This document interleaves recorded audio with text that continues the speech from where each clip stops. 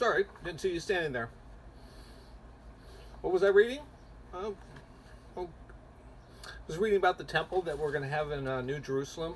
This was written by Leroy Neff back in 1961. It was seen serially in the Plain Truth. You know, next temple, it's not going to have that curtain between the Holy of Holies and the sanctuary. It's going to have doors. Did you know that? Doors. Well, and with doors implies doorman.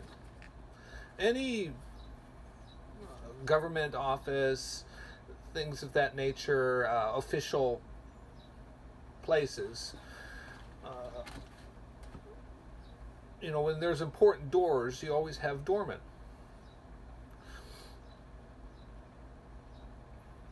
They're both there for greeting and security, protocol, things of that nature.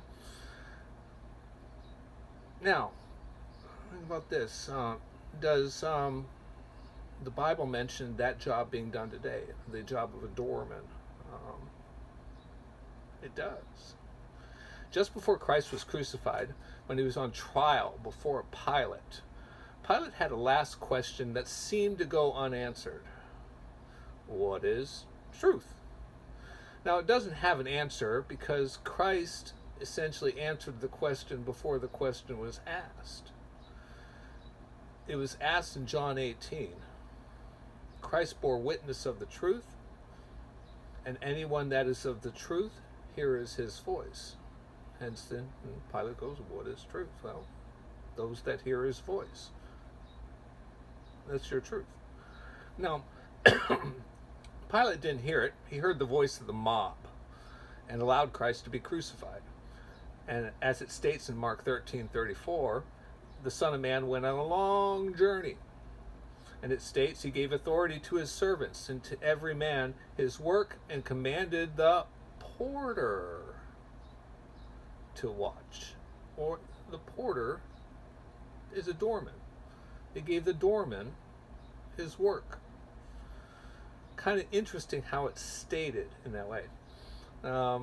Just the verse is loaded. So who is his servants? Who has this authority? What level of authority? And what constitutes a doorman? Are they all the same? Does this all different capacities or different offices? Is this all the same off? Remember, when Christ went on, his long journey, he was going to have many offices. Go to prepare a place for you. There's going to be many offices in that, many rooms in that temple. Now, there's a bad tendency in the church, in God's church, of people taking titles and offices and authorities that were never given to them. So you got to be careful about stepping over lines. But it's a pretty clear command that the doorman was commanded to watch. Yet in a broader context, we of course all need to be watching, lest he find us sleeping. So what watchmen are we talking here? And what will they be watching? In Isaiah 62:6, talks about the watchman in plural sense. This is not the Ezekiel watchman. These are watchmen. It's plural. And from Strong's, it means guards. Okay, so now what will they be guarding? Well, it gives their job duties in verse 10. Go through the gates or doors. Here's your doorman. Prepare the way of the people, clear the road, clear it of rocks, and lift up the standard. This is not the job of, doesn't sound like this is a new work going on here. This reads like a repair job of sorts, road maintenance. The road mentioned here was built. It was built, and it was built by that Ezekiel watchman, Herbert W. Armstrong. It's now fallen into disrepair. A lot of rocks in the road. In many places, the standard has fallen. It's real simple. When that happens, what's needed? What's needed is mentioned in 1 Timothy 6:20.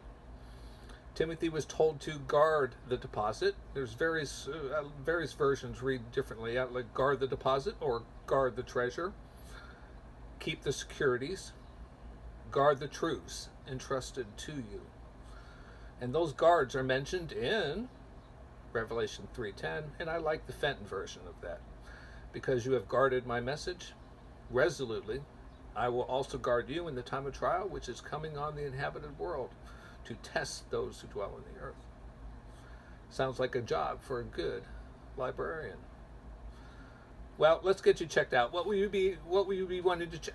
Oh, you want what I was reading. I wasn't done yet, but that's okay. You'll be bringing it back, and so I'll finish it. I'll finish it later. Thanks for visiting the library, where we always keep God's truth within easy reach.